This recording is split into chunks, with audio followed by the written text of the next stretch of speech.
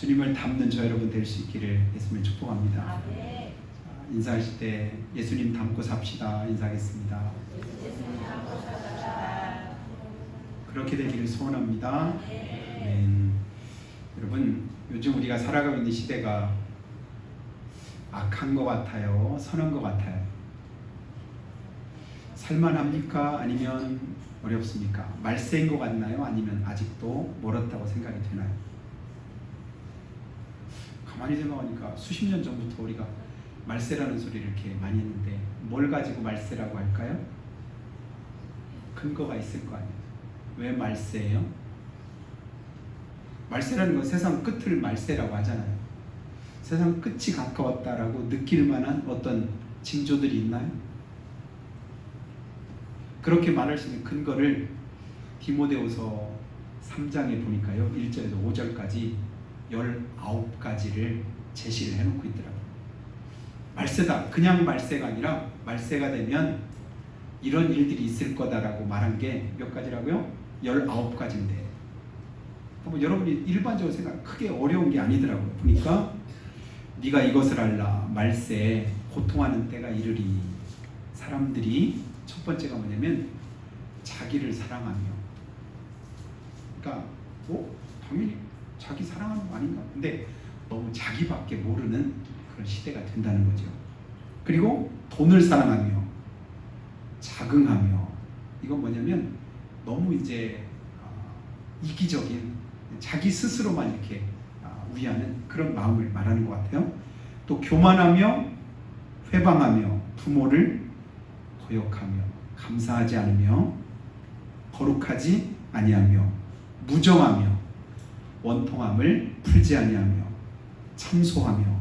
참소라고 하는 것은 다른 사람들의 잘못을 자꾸만 끄집어내는, 그리고 절제하지 못하며, 사나우며, 선한 것을 좋아하지 아니하며, 배반하며, 조급하며, 자고하며, 쾌락 사랑하기를 하나님 사랑하는 것보다 더하며.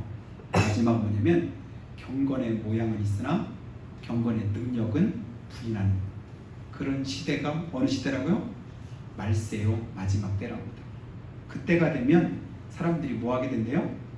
고통을 느낀다고. 여러분, 요즘 살아가면서 고통을 느끼십니까? 나라가 되어지는 여러 가지 모습도, 또 여러 가지 내가 속해 있는 어떤 단체나 직장이나 회사나 어떤 구성원들로 인해서 느끼는 것도 그렇고, 가정 안에서도 그렇고, 여러 가지로 많은 부분들에서 힘들게 느끼고 고통스럽게 느끼는 그런 부분들도 분명히 있지요. 지금 월드컵 시즌이 한참인데 우리나라가 이 나라만큼은 충분히 이길 것이다 라고 생각했던 나라한테 졌어요. 지고 나니까 사람들이, 근데 얼마든지 질 수도 있잖아요. 전에 우리가 못 이길 것 같은 포르투갈, 독일 이런 나라도 이긴 적이 있거든요. 그때는 막 큰 소리 치다니 진짜 조금 충분히 이길 거다라고 생각했는데 그 나라한테 지고 나니까 막 지구를 떠나라, 들어오지도 말아라, 별별 소리들 우리가 막 하잖아요.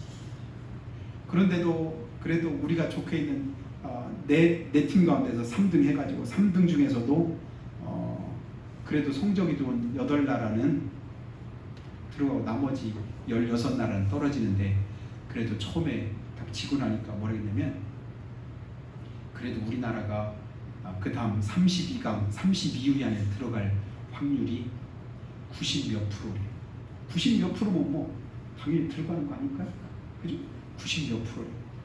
근데 오늘 어떻게 됐나 모르겠어요. 내가 볼 때는 아마 오늘 0%입니까? 아마 내가 볼 때는 어려운 게 아니라 끝난 것 같은데요. 보니까 오늘 하는 게 끝난 거. 90몇 %라고 하니까 괜찮겠다 이렇게 생각을 했는데 90몇 % 가지고도 안 되는 때가 있더라고요. 근데 전혀 가능성이 없다고 생각을 하는데도 그 가능성을 뒤집고 되는 때도 있더라고요. 내가 보니까 세상 일은 99% 된다고 사람들이 생각해도 안 되는 게 많아. 근데 하나님의 역사는요, 99%안 된다고 해도 되는 게 훨씬 많더라고요. 이게 믿음의 묘미라고 생각이 됩니다. 우리가 믿고 있는 하나님은 내가 볼 때는 도저히 안 된다. 99%가 뭐예요? 100% 이건 안 돼. 가능하지 않아. 도저히 할 수가 없어. 일을 이루신 역사가 성경 안에 수두룩복복합니다. 뿐 아니라 우리의 삶 속에서도 그런 이들이 얼마나 많은지 몰라요. 우리가 믿는 하나님은 그런 하나님입니다. 기적의 하나님, 능력의 하나님. 충분히 그렇게 하실 수 있는 우리 주님이신 것을 믿으시기를 예수님 축복합니다. 세상이 아무리 악하고 힘들고 어렵다 할지라도 그것 때문에 낙심하거나 절망하지 마시고 능하신 우리 주님을 바라보고 힘내시기를 예수님 축복합니다. 한 번 더 인사할 때 힘내고 삽시다 한번 인사하겠습니다. 주님이 함께 하시면요 안 될 것 같은데 돼요. 못할 것 같은데 해요. 불가능한 것 같은데 가능하게 하십니다.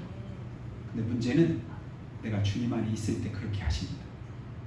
내가 주님과 떨어져 있으면 아무리 하나님이 그렇게 역사하시고 싶으셔도 할 필요가 사실 없지요.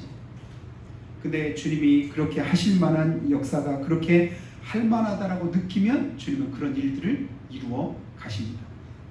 말세가 되면 고통하는 때가 이르리니 이 고통의 원인이 우리 성경 안에서 무엇 때문인 걸 알아요?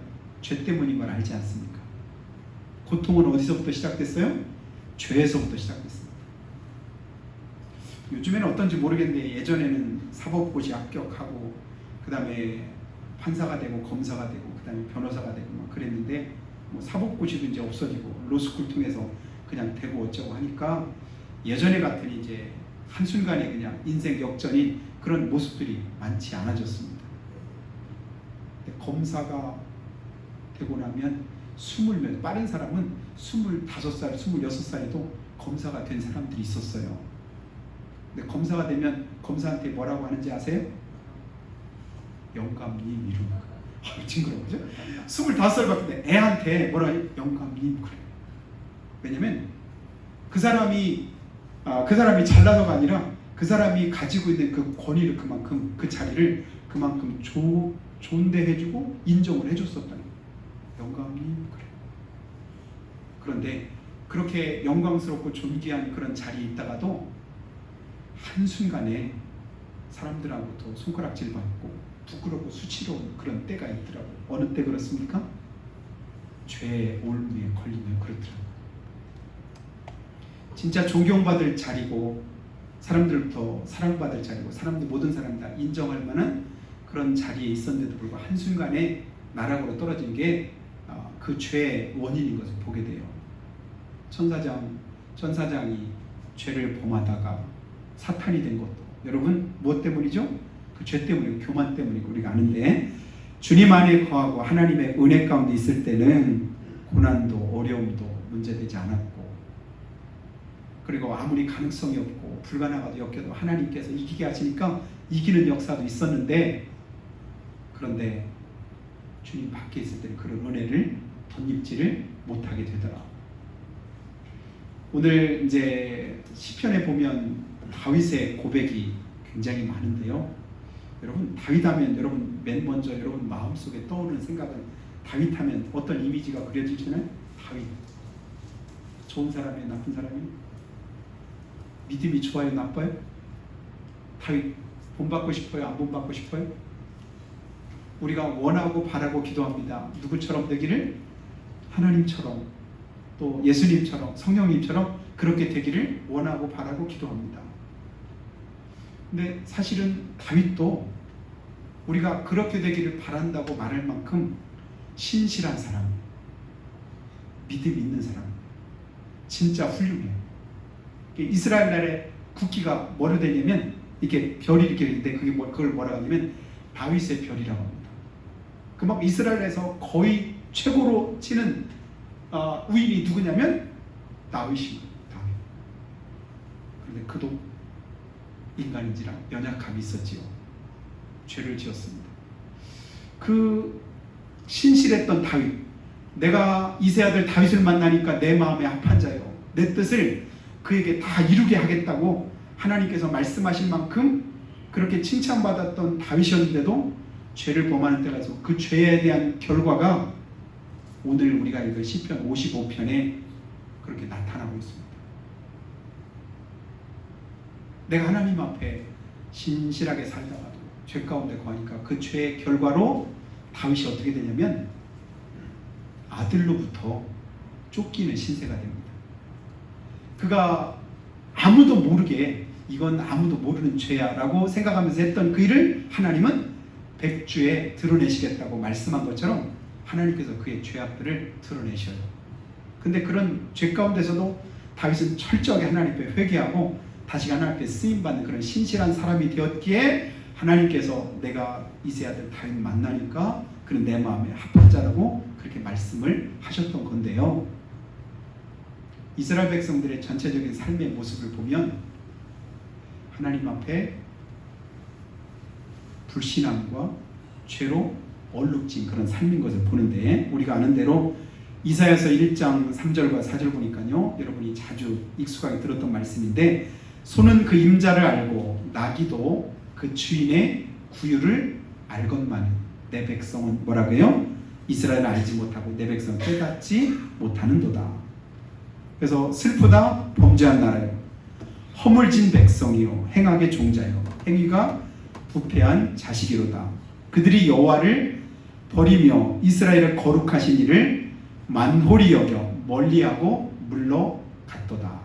하나님을 업신여기고 하나님을 멀리하고 물러갔도다. 그런데도 불구하고 하나님은 그들이 듣기 싫다고 하는데도 계속해서 하나님 뭐 하시냐면, 여기가 살 길이니까 이리로 와라, 이게 생명이니까 너 이거 붙들고 살아라. 계속 그들에게 살 길을 주시고 그들에게 은혜의 길을 하나님이 제시를 해주셔요. 왜 그러시냐면 하나님은 그들을 진짜 사랑하시거든. 그 사람이 잘해서만 이쁘고 사랑하고, 그 사람이 잘나서만 그냥 품어주고 사랑하고, 그런 것이 자녀가 아니고 그런 것이 우리가 살아가는 성도들의 삶이 아니잖아요. 때로는 밉기도 하고 싫기도 하고 그리고 함께하고 싶지도 않은 그런 가운데도 하나님의 사랑이 있고 하나님 주신 그런 사랑이 있기 때문에 그 사랑 안에서 품게 되고 그들을 또 사랑하게 되는데, 하나님은 끝까지 하나님의 백성들을 사랑하시고 그들에게 은혜와 복을 더해 주시는데요. 오늘 말씀에 다윗이 보니까 자기가 당한 고통이 얼마나 크고 아픈지 이런 고백을 합니다. 내가 근심으로 편치 못하여 탄식하는도다. 내가 근심으로 편하지 못해서 탄식하는도다. 왜냐하면 이 자기 고백의 그 근거가 되는 게 뭐냐면, 자기가 왕위에 있을 때 다른 사람도 아닌 자기 아들 압살롬이, 저는 압살롬 할 때 그냥 아주 압살롬을 롬이라고 하고 놈이라고 이렇게 발음을 하거든요. 압살롬이 거기다 한자를 더 붙여요. 압살롬이. 그러니까 어떻게 이제 자기 아버지를 뭐라는, 자기가 왕되려고 아버지를 죽이려고 하잖아. 반역을 일으켰어. 이런 압살롬 아니겠어요? 그런 압살롬한테 쫓기는 거예요. 근데 자식한테 쫓기는 그런 가운데 사무엘하에 보니까 시므이라고 하는 어떤 사람이 막 쫓아오면서 뭐 하냐면 먼지를 막 일으키고 돌을 막 던지면서 다윗한테 막 조롱하고 다윗을 저주하는 거예요. 이 빌어먹을 놈아, 너 사울 쫓아내고 네가 왕 되더니 꼴 좋다, 보기 좋다 그러면서 아이고 시원하다, 아이 죽일러 그러면서 돌을 던지면 막 저주하는 거예요. 그러니까 그래도 다윗을 이렇게 따르는 그런 충성스러운 신하들이 있고 장수들이 있잖아요. 그러니까 장수 가운데 하나가 뭐냐면, 왕이여 당장 가서 저는 목 따올까요? 그렇게 말하는 거예요. 그때 다윗이 뭐라 했는지 여러분 다 아시죠? 그냥 돌아올까. 하나님이 내가 지은 죄 때문에 저 사람 통해서 나를 지금 하나님께서 책망하고 계신다, 나를 욕하고 계신다. 그러니 나는 그 욕 들어도 싸, 그 저주를 받아도 싸. 은혜의 사람은요, 항상 보니까 말세 때는 자긍하며 교만하며 자기를 사랑하며 자기밖에 모르거든. 모든 게 다 무슨 중심이에요? 나 중심인 거예요. 내가 잘못한 건 잘 생각 안 해. 나는 항상 옳은 거예요. 근데 뭐 때문에 문제? 부모가 문제야. 부잣집에서 좀 나를 좀 태어나게 하지. 부모가 무능해가지고 가난해지면 나를 태어나게 하지. 내가 이렇게 고생하게 만드는 거야. 그 다음에 또 뭐가 문제인지 알아요? 나라가 문제야. 나라를 좀 진짜 잘 사는 선진국, 미국 같은 힘있는 나라 되면 좋을 텐데 이 정도 나라가 이래가지고 이렇게 또 말하는. 자꾸만 문제의 원인을 어디서 보는 거예요? 밖에서 사실은 내 안에 있는데. 가능성이 없어도 하나님이 함께 하시면 그 가능성을 뒤집고 하나님은 은혜와 복을 주시는데, 엊그제 보니까 베네수엘라라고 하는 나라에서 또 지진이 나가지고 수많은 사람이 희생당한 거 여러분 아시죠? 베네수엘라 하면 무슨 생각 들어요? 세계에서 석유가 가장 많이 묻혀있는 나라가 어느 나라인가 혹시 여러분 아시나요? 석유가 가장 많이 묻혀있는 나라. 1번 사우디, 2번 쿠웨이트, 3번 미국, 4번 베네수엘라. 몇 번일 것 같아요? 응? 사우디아라비아 그 왕자가 얼마나 돈이 많은지 여러분 아시죠? 그러니까 이름이 별명이 뭐라 했어요? 에브리싱. 모든 것, 원하는 것 모든 거 다 할 만큼, 거의 못하는 게 없을 만큼. 왜냐하면 돈이 워낙 많으니까. 돈이 권력이거든요. 그 돈이 어디서 났어요? 그걸 오일머니라고 해요. 기름 팔아가지고, 석유 팔아가지고 그렇게 부자가 된 거예요. 그런데 베네수엘라는 사우디아라비아보다, 쿠웨이트보다, 미국보다, 다른 어느 나라보다 석유 매장량이 세계 1위래요. 나도 놀랬네. 그러면 잘 살아야 돼, 못 살아야 돼? 가서 살아봐요. 살만한가? 진짜 못 사는 나라가 됐어. 그러니까 자원은 엄청난데, 세계에서 최고인데 거의 가장 못 사는 나라 가운데 하나, 베네수엘라. 거기다가 이번에 강진까지 나가지고 큰일 났어. 근데 우리나라는 거기 나라에 비하면 지하 자원이 세계에서 거의 꼴찌에 가까울 만큼 없는 나라에 속해. 그 가운데 그 나라 가운데 반은 또 잘라졌죠. 그 가운데 70%가 또 뭐예요? 산이야. 이런 나라에서 어떻게 살아요? 잘 살 수가 없잖아. 근데 잘 사네. 세계에서 몇백 개 되는 나라에서 10손가락 안에 들 만큼 우리나라가 잘 사는 나라인 걸 여러분 아시기를 축복합니다. 누구 때문에? 정치를 잘해서 그렇잖아. 나라를 잘 이끌어와서 그렇잖아요. 그렇죠? 그게 아니죠. 우리가 할 때 늘 보니까 이렇게 늘 우리가 자주 하는 말이죠. 개판이네, 개판. 우리식으로 말하면 뭐예요? 우리 충청도 말로 말하면 뭐예요? 개판이란 말을 뭐라고 하던데, 개가 안 난다거나. 참, 개판보다 그게 좀 낫겠다. 개가 안 나게 정치도 그렇고 여러 가지 상황들도 보면, 그런데도 불구하고 오직 하나 우리가 기대하는 건 뭐냐면, 하나님께서 우리에게 은혜를 주셨다라고 믿는 게 우리 믿음이에요. 근데 저는 그거 아니고는 설명이 안 되는 거예요. 온 세계가 하나님의 은혜가 아니면 설명이 안 된대. 그만큼 큰 은혜를 던지고 사는 우리나라인데, 그 은혜가 어디서부터 왔을까요? 6.25 전쟁의 폐허 속에서부터 시작됐죠. 모든 걸 다 잃어버리는, 살 길이 아무것도, 도저히 헤어날 길이 없는, 그때 우리가 붙잡았던 게, 그때 끝까지 붙잡은 게 뭐냐면 그게 하나님이에요. 산으로 가든 들로 가든 굴로 들어가 어디든 가서 가기만 하면 거기서 뭐 했어요? 꿇어 엎드려가지고 기도했어요. 하나님의 은혜를 구해서. 그거 아니면 살 길이 없다고 믿었어. 그랬더니 100% 이 나라는 진짜 안 돼, 소망 없어 여겨지던 우리나라가 진짜 세계에서 굴지에 잘 사는 그런 나라가 되었습니다. 근데 하나님이 없는 나라는 여러 가지 환경적으로 볼 때는 잘 살 수 있는 조건이 얼마든지 많은데도 불구하고 그게 안 되는 거예요. 다윗이 하나님 앞에서 믿음으로 행하다가 죄를 범하고 또 아들 압살롬에게 쫓겨서 도망가는 그런 가운데서도 다윗이 다시 한번 뭘 회복을 하냐면 자기 믿음을 회복하는 거예요. 다시금 하나님을 쳐다보는 거예요. 내가 조금 살만하고 지낼만하고 편안하고 생각할 때는 하나님보다 내 눈에 보이는 대로 자기 욕심을 쫓아서 그렇게 죄 가운데 빠졌는데, 빠지고 나서 자기가 죄 가운데 있는지조차도 잘 몰랐었어요. 근데 하나님이 보낸 죄종 나단 선지자가 왕이여, 당신이 죽일 놈입니다. 왕한테 물어봤잖아요. 이런 일인데 이런 사람 어떻게 됩니까? 그랬더니 자신있게 그런 놈 있으면 죽어 마땅하지. 봤더니 왕이여, 당신이 그런 사람입니다. 그랬을 때 다윗은 그 자리에서 바로 하나님께 회개하죠. 내가 죽어 마땅한 사람이든 하나님의 은혜를 못 받아도 당연하다고 여길 만큼 그런 죄악된 삶이든 어떤 삶이든 상관없이 이 시간 하나님께서 내 마음에 네가 그런 사람이다라고 말씀하실 때 그 하나님 앞에 자복하고 고백하고 엎드리는 사람, 그 사람을 하나님 다시금 일으켜 주심을 믿으시기를 주님의 축복합니다. 하나님 그를 다시 일으키셔서 은혜를 주고 복을 더하시는 거예요.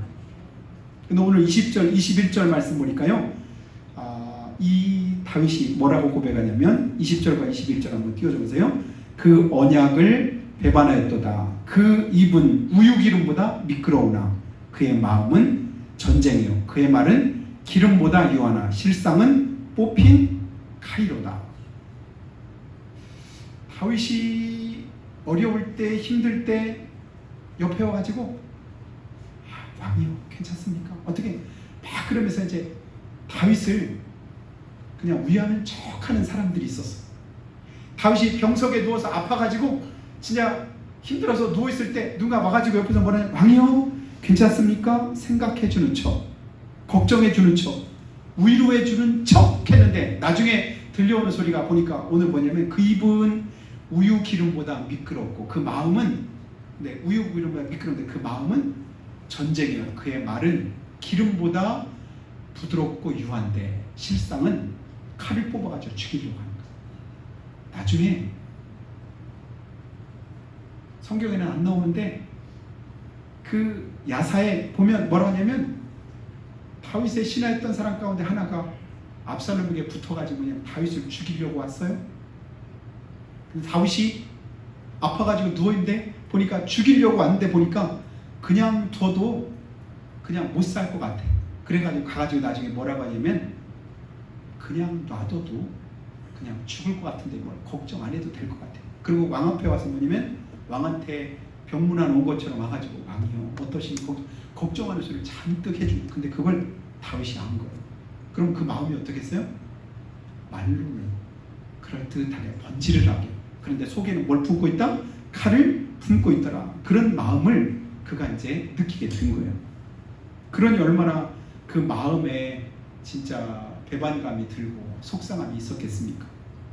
그러나 다윗이 누구냐면 다윗은 믿음의 사람이지요. 그는 이런 고난과 어려움 속에서도 낙심하지 않고 하나님을 바라보며 소망을 가지게 되는데요. 그 소망 가운데서 그는 하나님 앞에 뭐하냐면 엎드려서 기도하고 간구합니다. 하나님이요, 제가요 하나님 앞에 나는 죄인이에요. 나는 진짜 하나님 앞에 아무것도 아니에요. 죽어 마땅해요. 그런 고백을 하면서 오늘 16절에서 뭐냐면 나는 하나님께 부르짖으리니 여호와께서 나를 구원하시리로다. 고난이 있고 어려움이 있고 낙심되는 그런 상황 속에서 나는 하나님께 부르짖겠습니다. 언제 부르짖어요? 저녁과 아침과 정오에 내가 근심하여 탄식하리니 여호와께서 내 소리를 들으시리로다. 저녁과 아침과 정오에, 이게 무슨 말이에요? 하루 온종일 하나님이 은혜 주실 때까지 나는 뭐 하겠다? 부르짖고 기도하겠다. 그러면 하나님께서 내 소리 들어주시지 않으실까? 하나님께서 내 근심을 덜어주시지 않으실까? 하나님께서 내 마음에 있는 고통을 하나님께서 해결해 주시지 않으실까?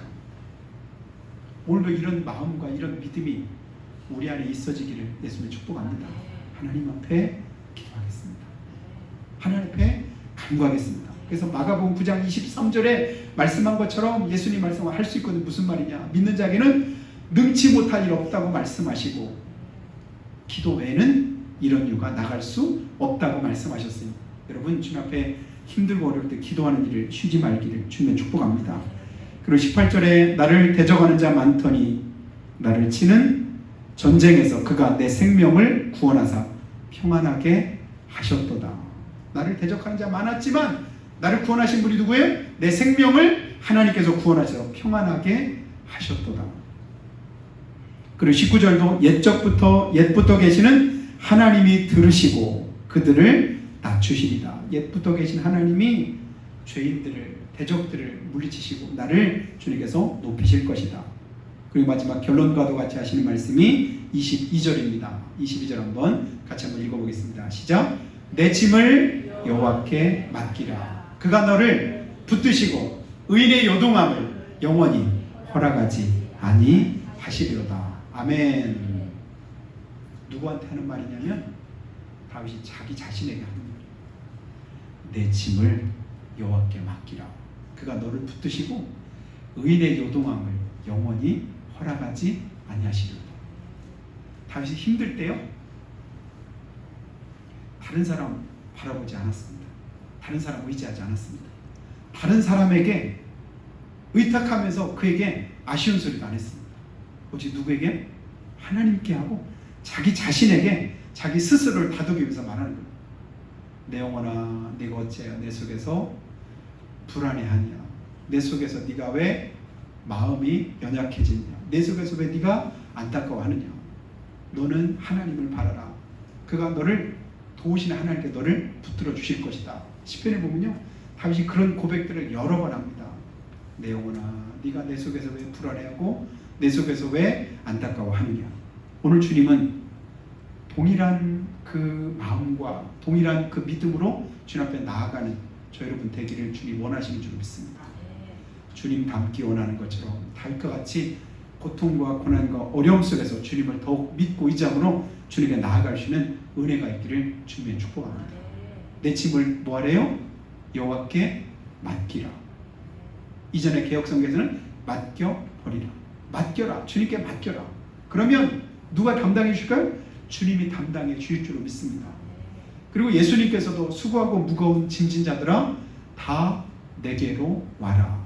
내가 너희를 쉬게 하리라. 내 짐은 가벼운데 네 짐은 너무 무겁구나. 내가 대신 져줄 테니까 내 거 가벼운 거 네가 지고 네 무거운 거 나한테 맡겨라. 주님은 말씀하는 거예요. 저 여러분에게도 무거운 짐이 있습니다. 힘들고 어려운 문제들이 있습니다. 진짜 다른 사람들은 모르는데 내가 느끼는 그런 고통과 아픔도 있으리라고 믿습니다. 이 시간 주님께 다 맡기시기를 주님의 축복합니다. 예수 믿고 예수님을 내 마음에 영접한 사람은요, 이미 주님께 내 삶을 다 맡긴 사람입니다. 주님께 온전히 맡기고 살겠다고 고백하고 다짐한 사람입니다. 주님이 나를 뭐하게 하셨어요?